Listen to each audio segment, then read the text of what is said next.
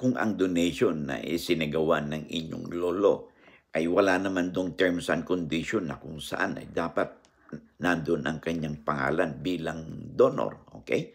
At ito'y final na at dahil nagkaroon na ng acceptance yung eskwelahan. Ito ay at natural lamang na wala na ang pangalan ng inyong lolo doon sa titolo nito o tax declaration certificate dahil at the time na dinonate ito ng inyong lolo, okay, ang pagmamayari nito ay nailipat na doon sa eskwelahan. Kaya understandable na sa mga dokumento tungkol sa nasabing lupa, sa tax declaration certificate man o kaya sa titulo, ang mag-appear doon na pangalan ay siyempre yung bagong may-ari na. Ang bagong may-ari ay siyempre yung eskwelahan dahil dinonate na ng inyong lolo. Pag sinabing dinonate, ay ibinigay na niya, pinagkaloob na niya, no?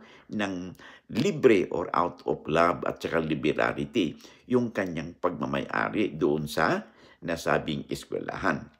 Kaya normal lamang na hindi na o mapapalitan ang pangalan ng inyong lolo doon sa dokumento.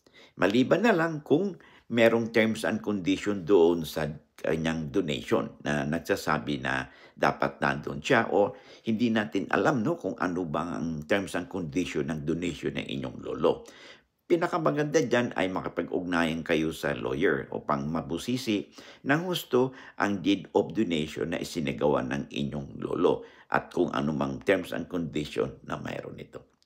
Lamang na kayo pag may alam sa batas.